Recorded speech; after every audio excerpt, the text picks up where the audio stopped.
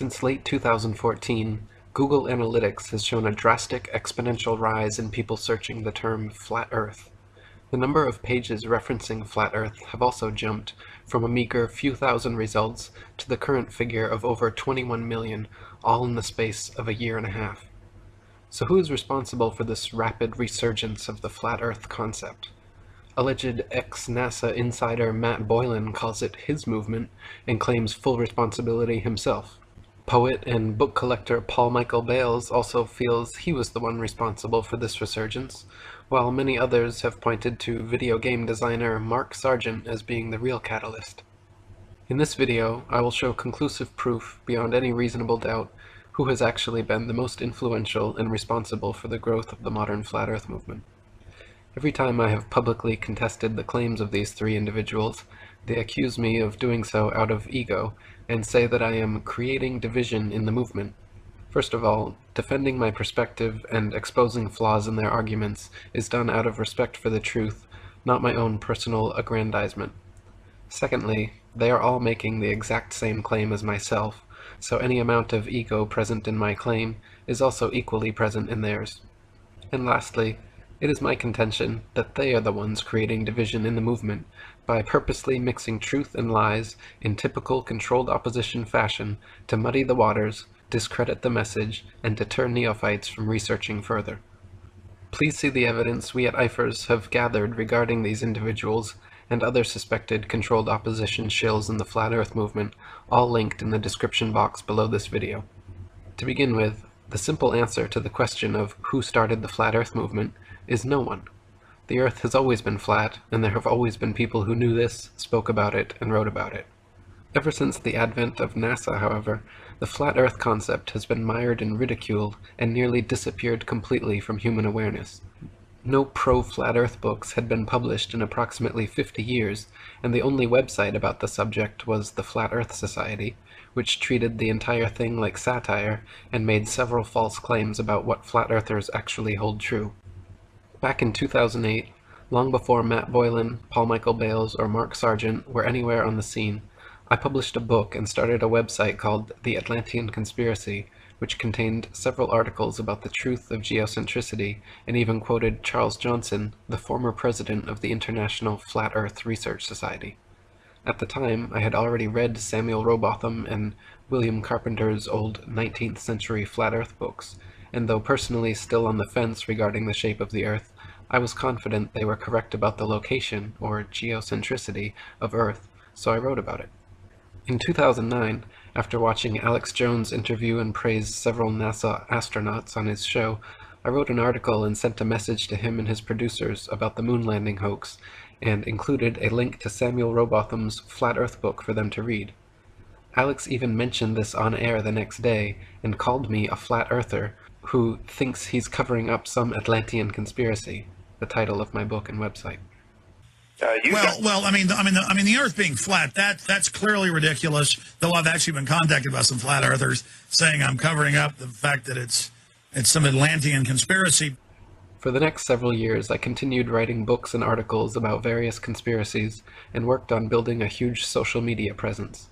By making multiple accounts, adding as many friends and followers as possible, joining and posting to as many groups and pages as possible, over the course of a few years, I began building up very large followings on Facebook, Google+, LinkedIn, Twitter, StumbleUpon, Pinterest, Sue, and many other sites. To give you an example of their efficacy, you can see here my main Google+ account currently has over 135 million views, and my secondary one has over 87 million. Meanwhile, at this point, Matt Boylan, Paul Michael Bales, and Mark Sargent had still yet to make a blip on the internet radar. The first of them to mention Flat Earth was Matt Boylan, when he created his NASA channel on YouTube in mid-2011. He made a few decent videos exposing NASA image fakery, but his channel certainly did not contain many Flat Earth proofs or evidence, and there are more videos of him ranting about Axe deodorant, hookers on Tinder, his championship sexual prowess, and other irrelevant topics than there are exposing the Flat Earth. In short, anyone visiting his channel would not become a Flat Earther, and would more likely be turned off from the subject due to his manic ranting style and lack of factual content. In early 2014, I began writing my book, The Flat Earth Conspiracy, and came across Paul Michael Bales on Facebook, a recent flat earth convert who had been collecting a library of old original flat earth books and letters. Hoping to find some good reference material, I messaged him asking for recommended titles, and he told me a few choice books to check out. The full extent of our interaction consisted of a short Facebook conversation, yet curiously, after my book was published and the flat earth movement began growing, Paul began stating publicly that he was the Morpheus to my Neo, and that he taught me everything I know about the flat earth. He even made the ludicrous claim that my book was plagiarized from old Facebook posts of his. Matt Boylan also jumped in and had the gall to say that my entire book was plagiarized from his information, which is equally laughable considering he and his information are only mentioned in 2 paragraphs of my 252-page book. Needless to say, both of their claims are baseless and go to show how desperate they are to receive credit where it is not due. You can also see from this Google Analytics chart that the flat earth keyword had not made any significant change in 2011 since the launch of Matt's YouTube channel, nor in late 2013, early 2014 when Paul claims to have gotten his start. The moment when the flat earth tides shifted and the exponential growth of the movement began was clearly around and after November 2014, the exact month when I exploded all of my flat earth research onto the internet. In November 2014, I published the first pro-flat earth book written in 50 years, The Flat Earth Conspiracy. I also published several popular articles on the subject, uploaded the most popular flat earth conspiracy documentary on YouTube, began giving several radio interviews, and soon restarted Charles Johnson's IFERS, International Flat Earth Research Society.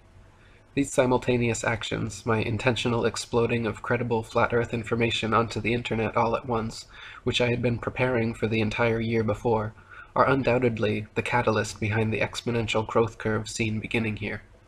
Later on, around March 2015, recent flat earth convert Mark Sargent came out of nowhere, began uploading new flat earth videos every day, uploading new interviews several times per week, got offered his own radio show, started being heralded by many as the king of flat earth, and credited with starting the modern flat earth revival. At first I was glad to have him on board until the cracks began to show and the clear disinformation campaign began. Mark claimed the moon and stars were holographic projections maintained by alleged dome builders who keep us inside a Truman Show enclosed structure, among much other nonsense. He even lied about me in several interviews, including one where he claimed that I promoted the idea of a constantly rising flat Earth to account for gravity, when in fact I constantly expose this false concept as being disinformation. So in conclusion, not only do I have publicly available proof of promoting flat Earth before any of these people, but I also have a much larger following and influence than all of them put together. My International Flat Earth Research Society receives over 50,000 visitors per month. My YouTube channel currently has 6.2 million views. My website has 8.6 million. Both my 200 Proofs Earth is Not a Spinning Ball and the Atlantean Conspiracy books have received over 1 million downloads each. Just 2 of my Google Plus accounts have a combined total of over 200 million views. Combine all this with my reach on Facebook, LinkedIn, Twitter, StumbleUpon, Pinterest, etc., and my long-standing record of diligent activism, and it should be obvious who is the most responsible and influential person in causing the current flat earth revival. But, of course, if I dare to stand up for myself and say so, that's just my ego causing division in the movement, right?